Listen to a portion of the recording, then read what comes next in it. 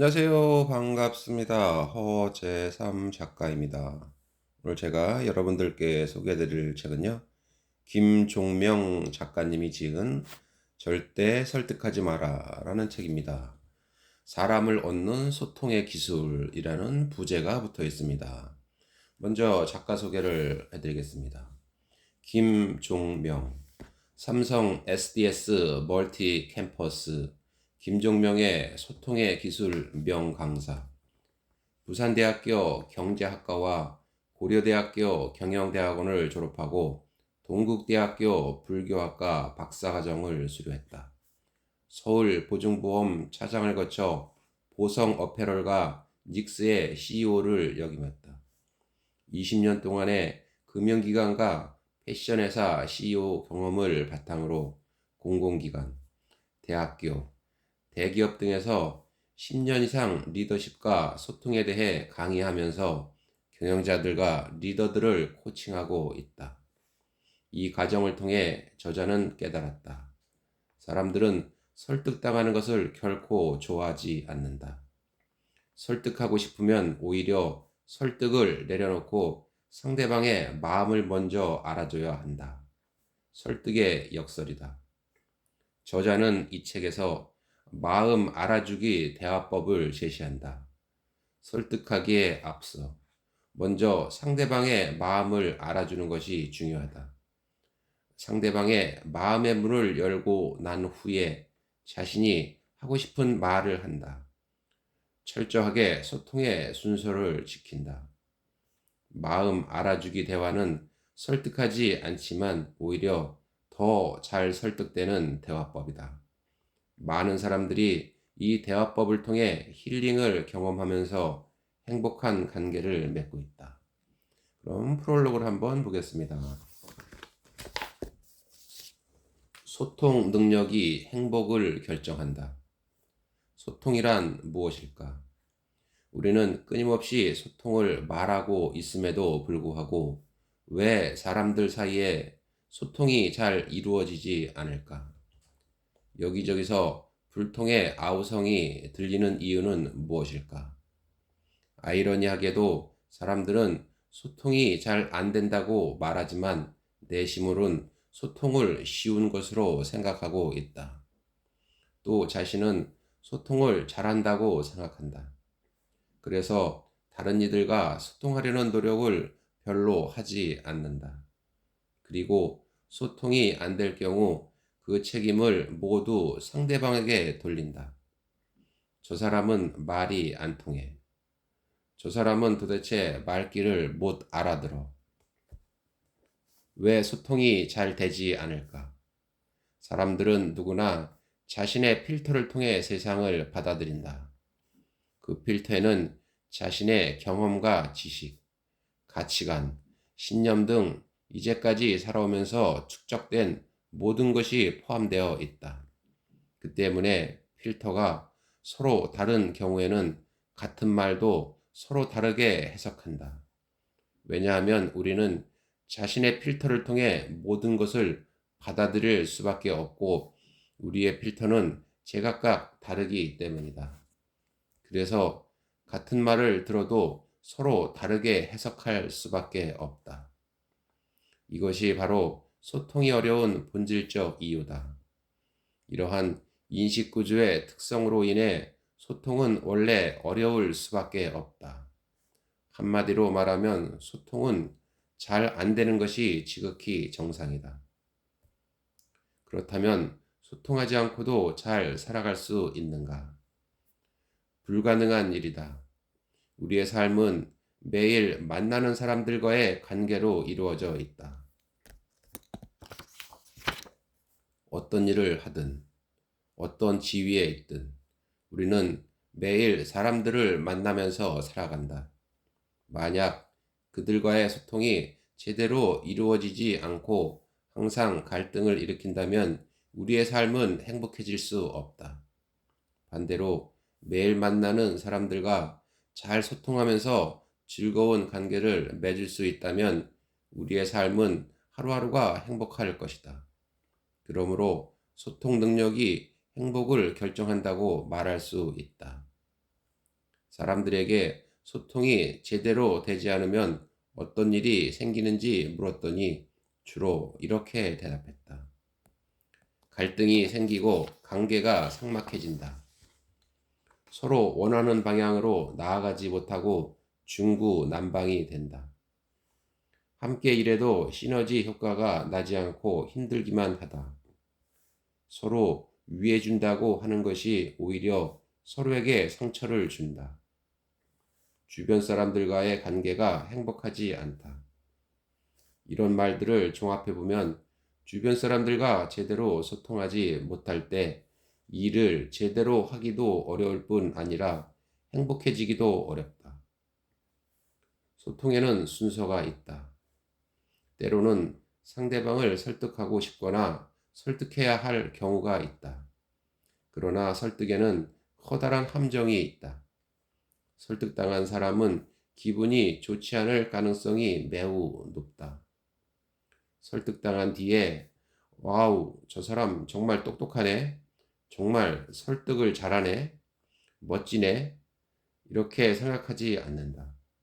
반대로 다음 기회에 만회할 것을 속으로 다짐하는 경우가 더 많다. 사람들은 설득당하는 것을 결코 좋아하지 않는다. 설득하려 하지 않고 상대방을 이해해 줄 때 오히려 더 잘 설득된다. 설득의 역설이다. 상대방을 설득하고 싶다는 것은 엄밀하게 말하면 상대방과 서로 뜻이 통하고 싶다는 것이다.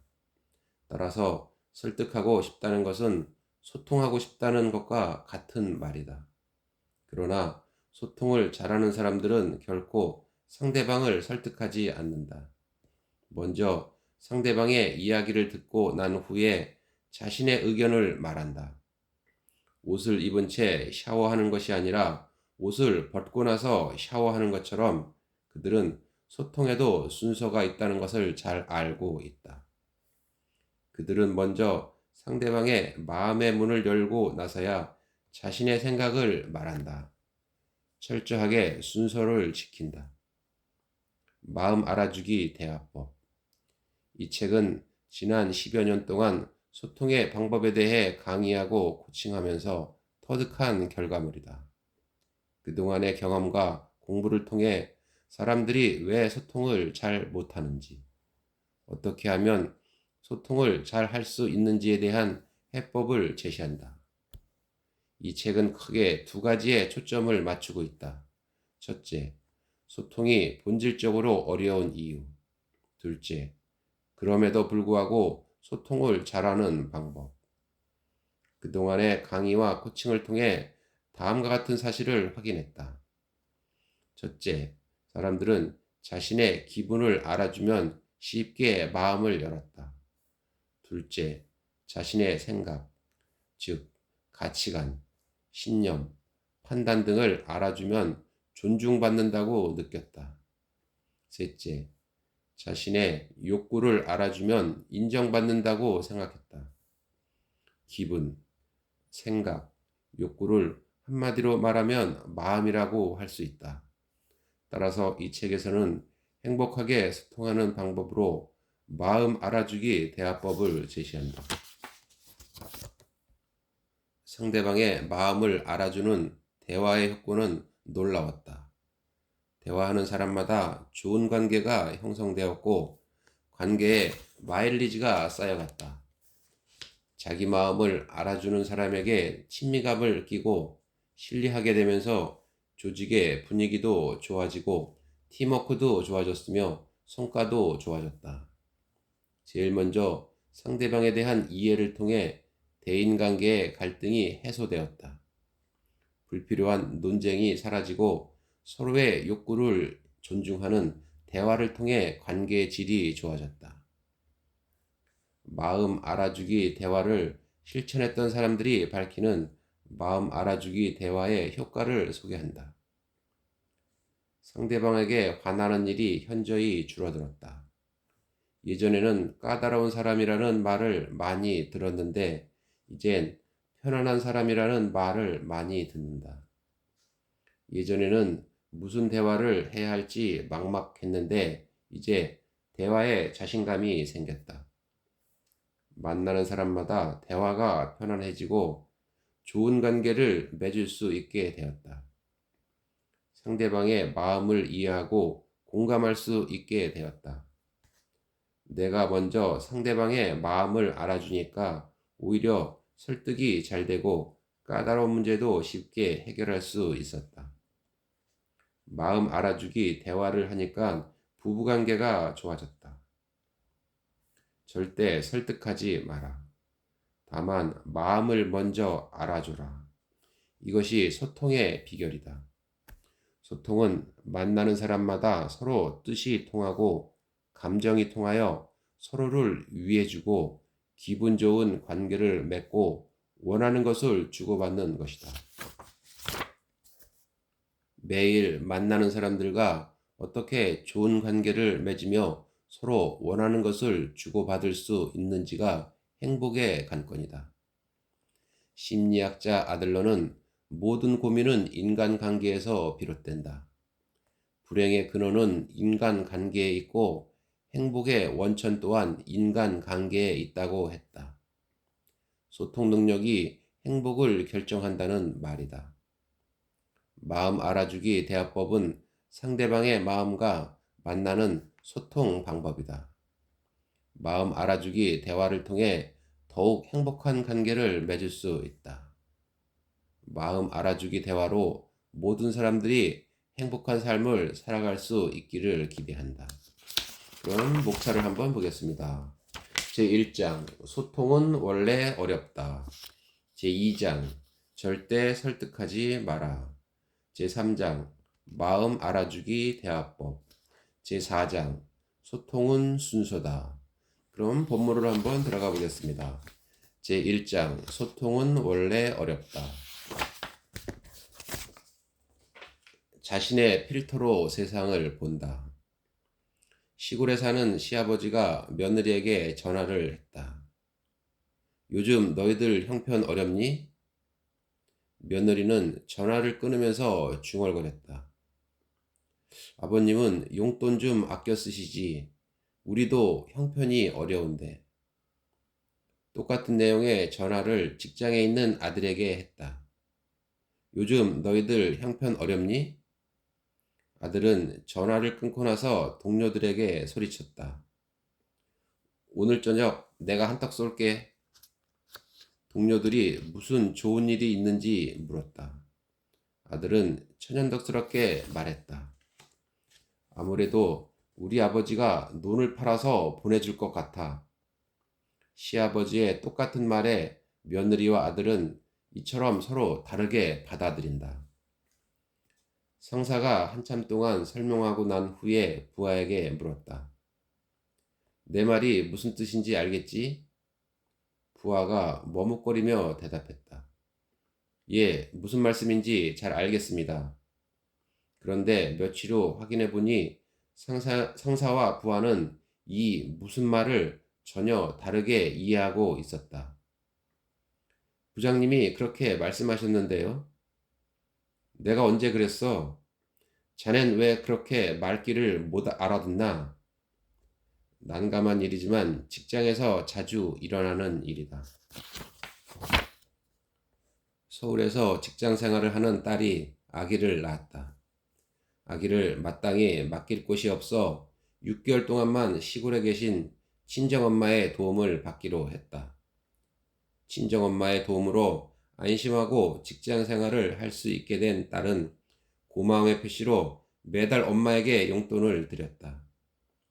친구를 만난 딸이 엄마에게 충분히 용돈을 드리고 있다고 하자 친구가 물었다. 네 엄마도 그렇게 생각하니? 딸은 당연하다고 말했다.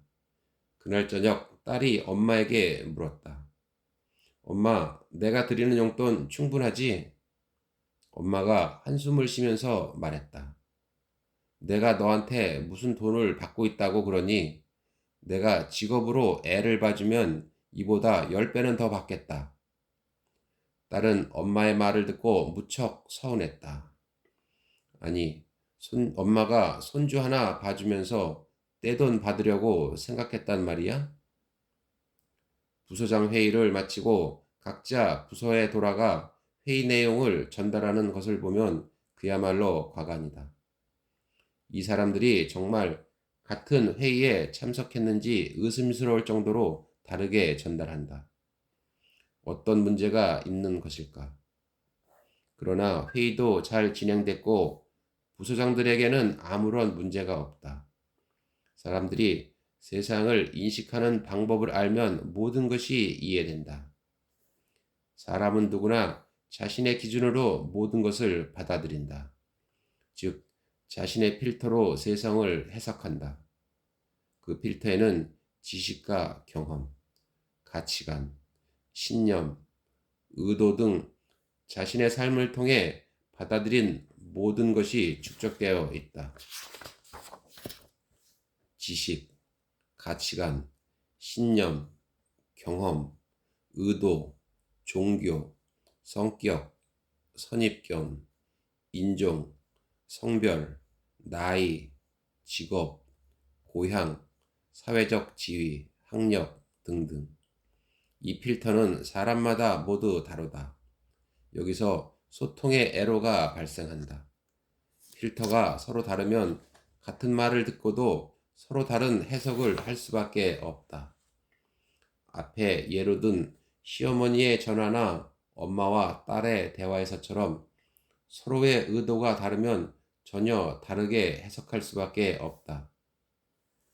결혼한 아들이 요리를 하고 설거지를 하며 온갖 집안일을 도맡아 하면 엄마 입장에서는 기분이 몹시 상한다고 한다. 사내 녀석이 칠칠 맞지 못하게. 반대로 사위가 그렇게 하면 무척 흡족해 한다고 한다.